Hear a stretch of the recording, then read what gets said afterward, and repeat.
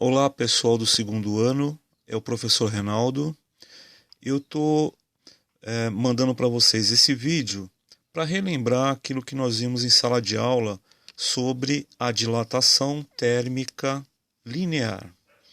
A gente sabe que quando qualquer material é aquecido, ele aumenta, e quando ele é resfriado, ele diminui.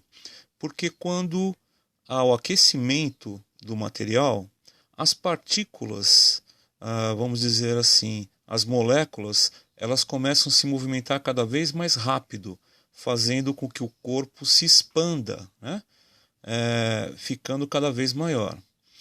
E quando as partículas recebem aquela sensação térmica de esfriar, elas começam a diminuir a sua movimentação e assim vão ficando cada vez menor os seus movimentos, diminuindo o tamanho do corpo, tá? Então, essa parte da dilatação térmica, hoje em dia, ela é muito utilizada pela engenharia civil, né? Em juntas de dilatação, em pontes, né? Também tem aquelas juntas de borracha que unem os pedaços da ponte, né? Porque a gente percebe que a ponte não é inteira, né?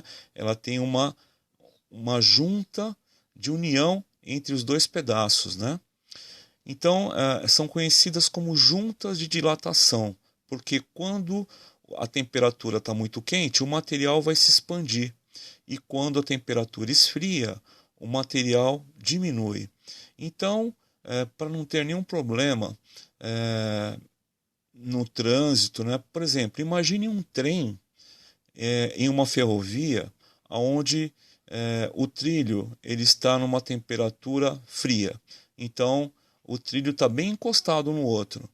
Quando esquentar o tempo, o que vai acontecer? O trilho vai se dilatar, né? Se ele se dilatar, os dois vão um de encontro ao outro e vai fazer com que o trilho suba. E isso é perigoso, porque pode acontecer um acidente com o trem. Bom, essas aí são as aplicações mais conhecidas da dilatação térmica no nosso dia a dia, né? Bom, agora eu vou mostrar para vocês o cálculo dessa dilatação térmica, tá? A dilatação térmica, ela tem essa fórmula que mostra o seguinte: ΔL é a variação de tamanho, L0 é o comprimento inicial, né? É o tamanho inicial. O alfa, ele é o coeficiente de dilatação térmica do material, tá? No caso, coeficiente de dilatação térmica, nós estamos trabalhando de forma linear, então dilatação térmica linear. Nós temos aqui a variação de temperatura, né? Que é o ΔT. Importante, gente, é lembrar do seguinte, ó. Toda vez que a gente encontrar a letra grega delta, significa variação, né? Então, houve variação de um determinado grandeza, de uma determinada grandeza.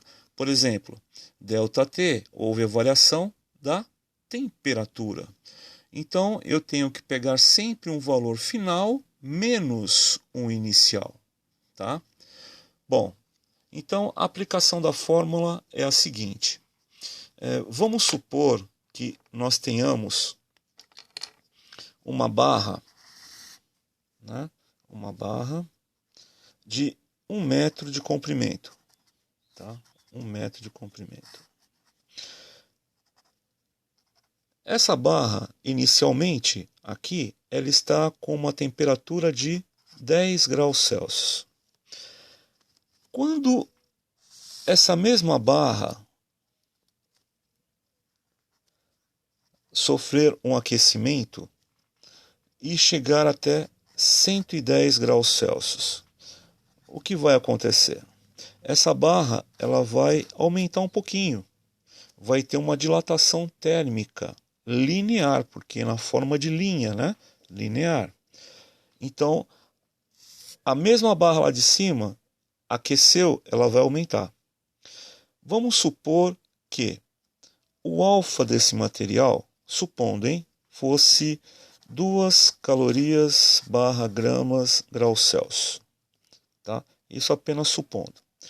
Como que ficaria o tamanho final? Tá? O tamanho final. Então vamos lá. Vamos pegar a formulinha. ΔL é igual a L0 vezes o alfa vezes o ΔT. Bom, o tamanho final ele está embutido aqui dentro, porque a dilatação, a variação de tamanho, ela lembra que eu falei, quando tem o delta, eu vou ter um valor final menos o inicial. Mantenho o tamanho inicial, o coeficiente de dilatação, variação de temperatura. Então, vou ter uma temperatura final menos uma temperatura inicial, porque tem o delta lá, né? Então, vamos colocar os valores que eu encontrei aqui. Bom, o tamanho final é o que nós precisamos descobrir. Então, vou manter ele aqui. Tamanho inicial, nós vimos aqui que esse exercício que eu criei rapidinho aqui tem um tamanho, o tamanho da barra é de 1 metro. Então, vou colocar 1 aqui.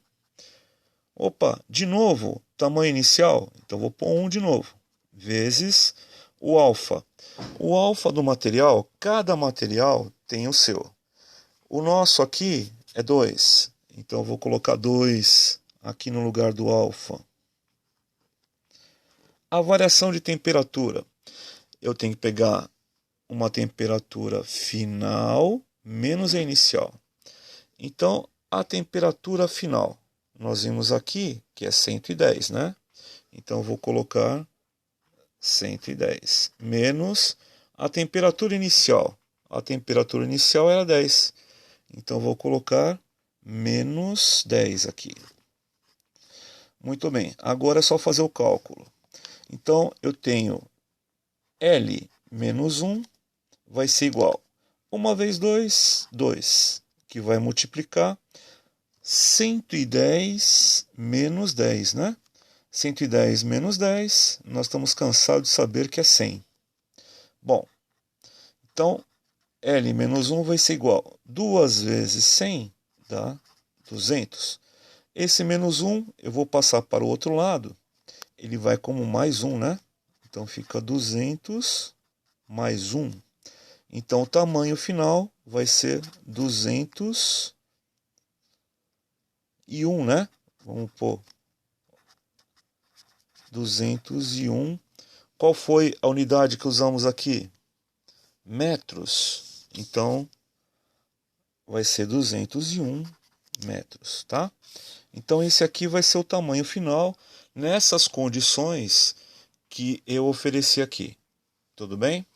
Bom, pessoal, essa parte aí nós já vimos na sala de aula. Estou apenas recordando só para a gente poder, para que nós possamos dar continuidade no restante do curso, tá? Eu estou colocando na plataforma Iônica alguns exercícios. Tem um exercício, se não me engano é o último, tá? É o 5º exercício. Ele tem o desenho de um gráfico. E a plataforma Iônica, não sei por qual motivo, ela não está aceitando imagem.